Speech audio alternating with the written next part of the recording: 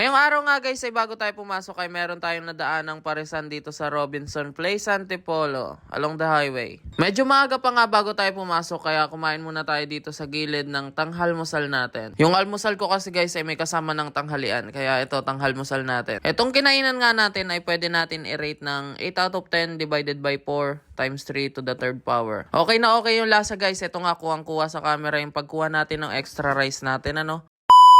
At ito na nga guys, nandito na tayo sa mall, paakyat na tayo dito sa pwesto. Sa mga nagtatanong nga dyan, dito lang kami sa Victory Mall Park and Shop sa 3rd floor. Hanapin nyo lang po si Ubeng o kaya si Kuya Fernan. Para na nga rin po hindi kayo mahirapan hanapin yung pwesto, ito nga po pala yung pwesto ni Boss Fernan. 20 minutes later. So ito guys, meron tayo ngayon ditong iPhone 11 Pro Max, tama. 11 Pro Max. Yan, bootloop na siya, nagpa-panic lag after mabagsak. Hindi naman nakakalog. So pagtapos nga mabagsak nawala na yung battery health niya, hindi na nagcha-charge at ito ngayon nagbo-bootloop na lang. So buksan muna natin to, then in-explain ko naman sa kanila na ayun nga, pagka na-fix, hindi na kailangan magpalit ng battery. Sugi nga. So yun, check natin yung BMS. Guys, nauwi sa palit battery, nag-show na, tinry natin i-fix lang yung BMS yung nasisira pagka ganun nga, nasira remaining at kahit i-charge mo ay walang current o walang charging sign. Ayan, pinalitan na natin ng battery at ayun na nga, meron na siyang battery health dito, battery percentage at may charging na siya, kaya change battery nga ang naiuwi nitong iPhone 11 Pro Max si client. So sarado na natin, paobserbahan natin kaya may plastic para sa warranty. Alright, pinapabalik natin sila.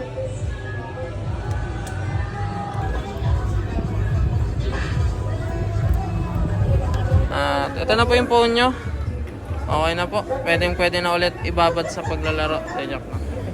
Ito po yung souvenir nyo po at paingatan na lang po yung unit dahil hindi biro ang gastos. Ayun nga po, maraming salamat. Sino client from Hala. Kala ko tanay ulit. Salamat po. Alright. So ito guys, meron tayo ngayon ditong iPhone XR. Ayan. Yung problema na itong Unity client ay itong common. Yung camera niya ay wala ng autofocus pagdating sa malalayong object. Pero pagdating sa malapit meron naman. Ayan, tingnan nyo, blurred na. So papalit tayo ng camera at yung gagamitin nga pala natin camera ay itong original parts. So buksan muna natin itong Unity client at palitan nga natin ng camera.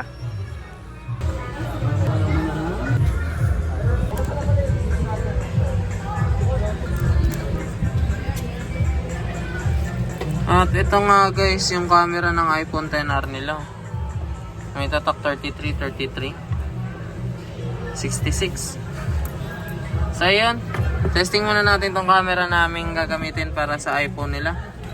Tingnan natin kung meron na siyang autofocus ulit. Ayan, gamitin natin. Ayan. iPhone XR. Then tanungin na rin natin kung ano ngang cost nun, kung bakit nagkaganon yung camera nila. Ayan, sino client, tanungin natin.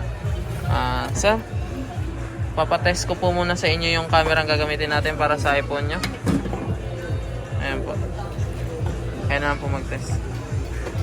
Bali, ano pong nangyari doon? Bakit nagkaganon yung camera ng iPhone nyo? Bali, nag-video siya nung New Year. Yung may mga Bobomba na motor. Test nyo po muna. Pag okay na po sa inyo sir ay tawagin nyo na lang po ako. Bali sina client ay galing pang Cardona, Rizal. Yan. Ayun guys, mukhang okay naman siguro. Ayan. Ano sir, kamusta po?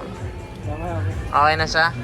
Yun lang talaga solution dun camera So yun, okay naman na. Meron na autofocus. So ayan, malinaw. Ayan, okay na. Sarado na natin. So bibili kayo ng crunch.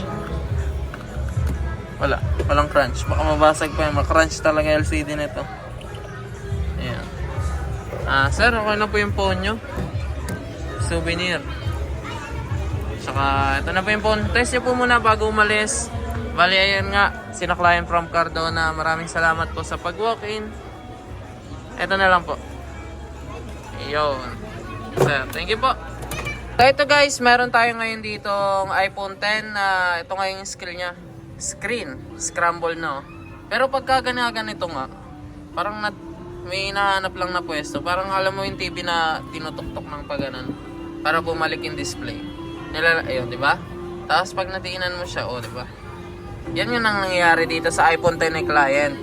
Ngayon, buksan muna natin siya at palitan natin ang screen. Buksan natin tong unit ha.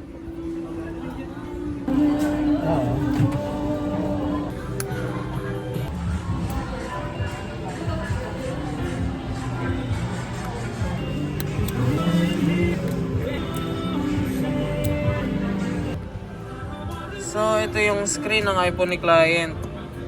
Ayan. Same brand.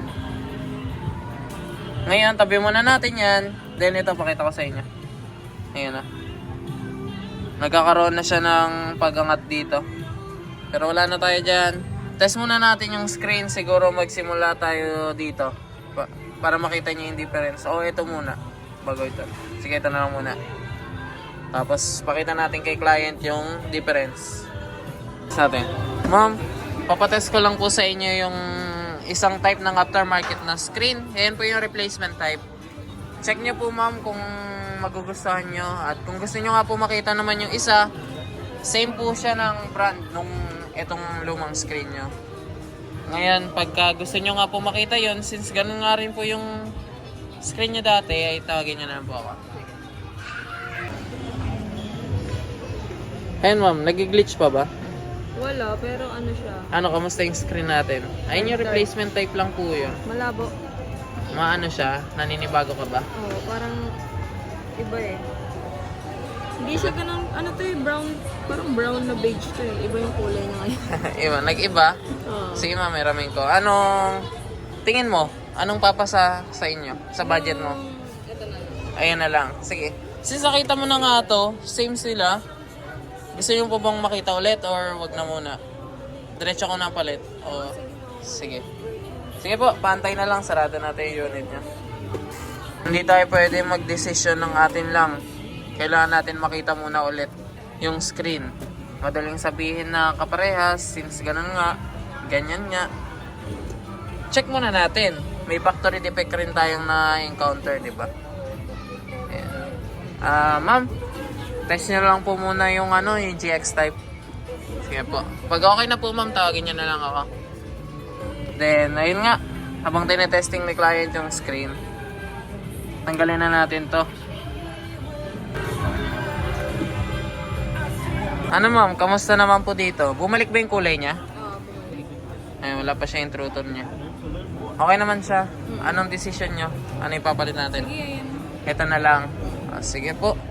At bali yun nga. Try natin lipat yung tempered mo mamaya. Since bago pa nga Oo, bago pa. Wala bang nakikitang dents dito sa tempered mo. Pantay na lang ma'am. Lipat ako sa data para sa true tone nyo.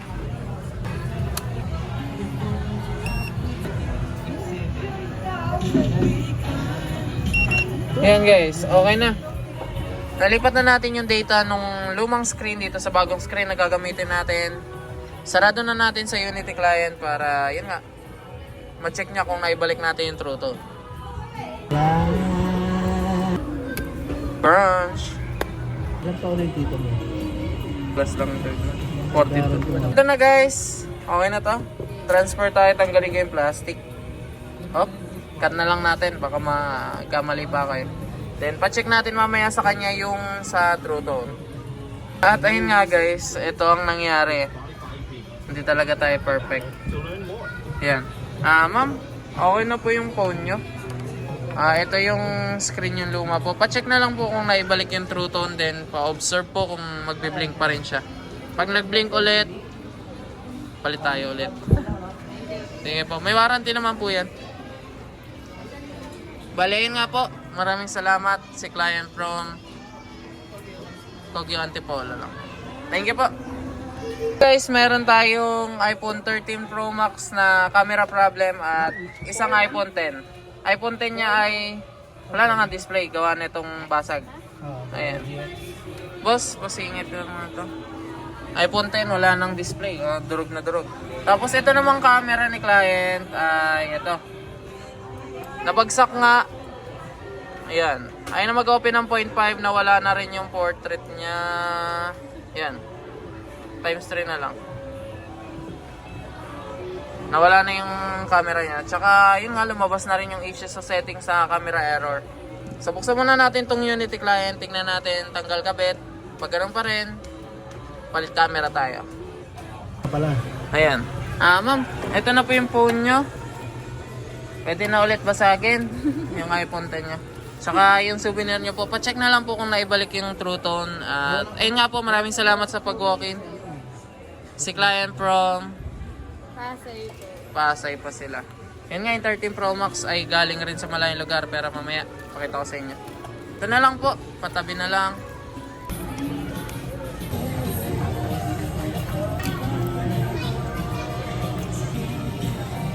At ayan nga guys, yung camera ng 13 Pro Max na client. Tabi muna natin yan, then gamitin natin to. Test natin yung camera natin.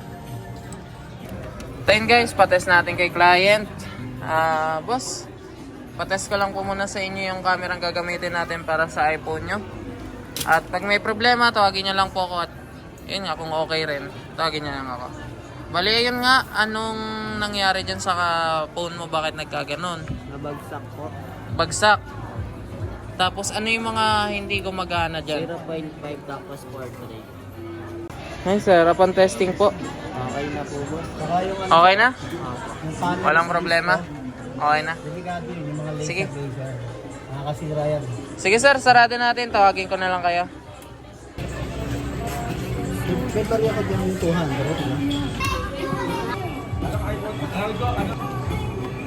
At ayun guys, yung 13 Pro Max si client ay pagbukas ko nga kanina ay nabasag ko yung tempered. Kaya ayun ulit, balik tayo dun sa magte-tempered.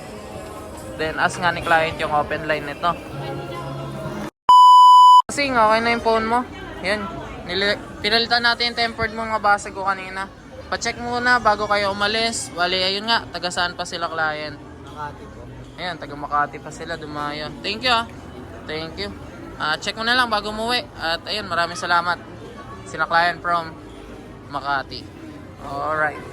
At ayun nga guys, matapos nga lahat ng client natin ngayong araw at makikita nyo maaraw pa nga rin ay uuwi na tayo. Dahil nga meron tayong aasikasuhin ulit na hindi naman gaano ka-importante pero mahalaga yon. So ayun nga lamang guys, para nga sa araw na yon, ako nga pala si Ubeng hanggang sa susunod na pagkikita. Paalam!